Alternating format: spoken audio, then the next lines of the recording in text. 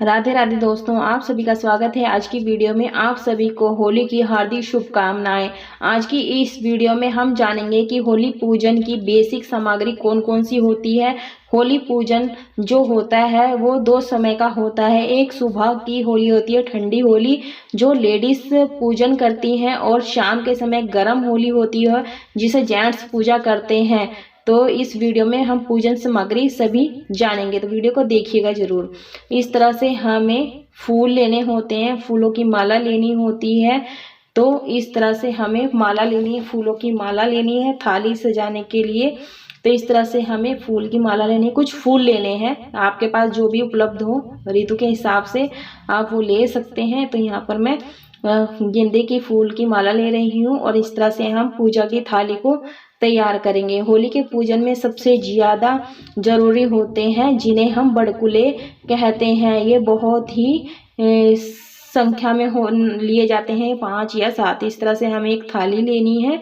थाली में हमें ये बड़कुल्ले लेने हैं। यहाँ पर हमने 5 या 7 बरकुले रखने हैं, जिसे हम गुरली, बुरकुले, गुरेली आदि नामों से भी जानते हैं। तो इस तरह से हमें 5 बरकुले लेने हैं, और यहाँ पर हम एक नारियल लेंगे। जैसे कि जब हम बरकुले बनाते हैं तो उस टाइम हम नारियल भी बनाते हैं। आप इसकी जगह पर जटा वाला नारियल, पानी वाला नारियल रख सकते हैं, नहीं तो आप इसे ही रख सकते हैं। इसे हमें होली में अर्पित करके आना होता है।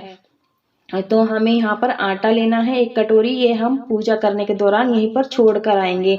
इन सब को सबसे पहले पूजन कर लेते हैं। बड़कुलों को किसी किसी के यहाँ पर माला चढ़ाई जाती है, तो ये माला हम जो माला चढ़ाते हैं वो शाम के समय चढ़ाते हैं। भोग के लिए हम यहाँ पर गुड़ लेंगे, तो गुड़ मुख्य रूप से लिए जाते हैं। लेकिन हमारे यहाँ पर सुबह के पूजन में ठंडी होली का पूजन किया जाता है, और भोग के लिए कुछ बताशे ले लेंगे। कहीं कहीं लोग गुलगुले, मालपुए, मीठे भोग बनाते हैं, पक्की रसोई बनाते हैं। तो इस तरह से दक्षिणा के लिए जहाँ पर हम अर्पित करेंगे वहाँ पर हम ये कुछ सिक्के ले लेंगे। तो ये हमें अर्पित करके आना होता है। तो ये मुख्य रूप से गुड़ और बताशे रखे जाते हैं, गुलगुले बनाए जाते हैं। और जलती कहीं कहीं होली के दिन होलिका जब पूजते हैं तो वहाँ पर दिया नहीं जलाया जाता है, तो वहाँ पर आप दीपक ना जलाएं। हमारे यहाँ दीपक जलाया जाता है, तो मैं दीपक जरूर से रखूँगी। होली का मौसम है तो होली में रंग जरूर से लेकर जाएं। तो मैं यहाँ टीका करने के लिए चंदन, रोली, हल्दी ये सब लेकर जाना है, क्योंकि हमें तिलक करना होता है। तो ये इस तरह से हमें तिलक करने के लिए सारा थाली में इस तरह से मैं रख लूँगी। और यहाँ पर हम चावल जरूर से रखें, जिसे हम अक्षत कहते हैं, हमें ये जरूर से रखना है।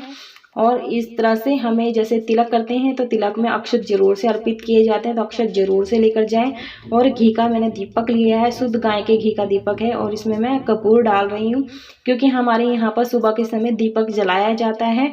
और कहीं कहीं दीपक नहीं जलाया जाता, तो वहाँ पर आप दीपक ना जलाएं। ये आपने रिवाज के हिसाब से देख सकते हैं। मैं धूप बत्ती भी ले रही हूँ।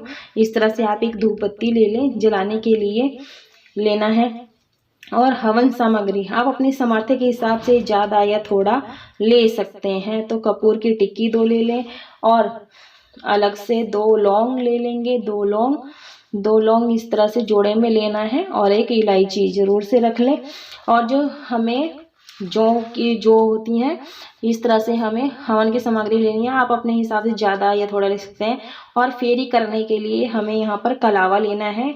कलावा हमें 7 परिक्रमा करनी होती है, तो इस तरह से हम इसे भी थाली में रख लेंगे।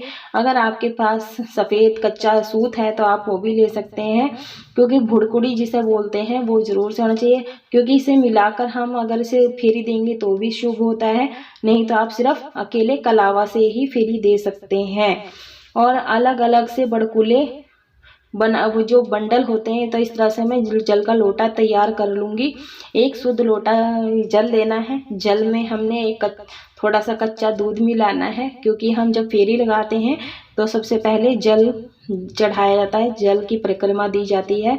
तो इस तरह से थोड़ा चीनी डाल देंगे। हमें जल, थोड़ा कच्चा मीठा दूध लेकर लेना होता है। जो ये लेडीज़ पूजन करती है उसे ये 16 श्रृंगार करके ही पूजन करना चाहिए, बेहद ही शुभ होता है। अपने हाथों पर मेहंदी लगा ले एक दिन पहले ही। और ये हमें जौ की बालियां भी हमें अर्पित करनी होती है सुबह की पूजा में। और जो अलग से बालियां जो भूनी जाती हैं वो जेंट्स भूनते हैं, तो उसका बंडल अलग से बनाया जाता है। वो मैं बंडल आपको अभी दिखा दूंगी। लेकिन हमारे सुबह पूजा में इस तरह से लिया जाता है। ये बंडल है जो कि कहीं कहीं गेहूं भी लिया जाता है, तो मैं यहाँ गेहूं की बालियां ले रही हूँ। ये जेंट्स शाम के गरम होली जब पूजते हैं तो वो भून करके घर लेकर आते हैं। तो इस तरह से हमें बंडल ये सुबह की पूजा में नहीं लेकर जाना है, इसे हमें शाम को लेकर जाना है। जेंट्स लेकर जाएंगे तो इस बाली को हम एक साइड में रख देंगे, इसे सुबह नहीं लेकर जाना है। ये ध्यान रखिएगा। पूजा के समय हमें सिर्फ 5 ही बालियां लेकर जानी होंगी। आप यहाँ चने के होले भी ले सकते हैं। और ये ब्याहता चुनरी होती है, अगर आपके पास पियरी जिसे पीली चुनरी बोलते हैं वो भी ले सकते हैं, या फिर ये वाली चुनरी भी ले सकते हैं। इसे हमें पहनकर ही पूजा करनी चाहिए होलिका की। तो जो घर की विवाहित स्त्रियां होती हैं, सुहागन होती हैं, वो इस पूजन को करती हैं। अपने बच्चों को भी इस पूजा में साथ में ले जाएं और एक माला पहना कर ले जाएं, जैसे फ्रूट वाली, फल वाली, टॉफियों वाली, इस तरह से माला पहनाकर लेकर जाएं। और माचिस जरूर सर लेकर जाएं। तो इस तरह से ही हमारा सामान तैयार हो जाता है और इसे हमें ढककर ले जाना जाता है। होलिका जो होती है ये सामूहिक हवन होता है, माना जाता है। जो आप लकड़ियां हो सके तो अपने साथ लेकर जाएं और उपले अर्पित करके आ सकते हैं। ईंधन जितना चाहे वहां ले जाकर आप अर्पित कर सकते हैं, रखवा सकते हैं। तो ये थी हमारी पूजन सामग्री। होली पर सभी अपने अपने घरों से थोड़ी घी, लौंग, उपले, लकड़ी, हवन की सामग्री थोड़ी थोड़ी अर्पित करके आना चाहिए, क्योंकि एक सामूहिक यज्ञ माना जाता है। जब होलिका दहन होता है तो हमारे आसपास का वातावरण शुद्ध हो जाता है, रोग शोक समाप्त हो जाते हैं और ये सुबह की सामग्री होती है।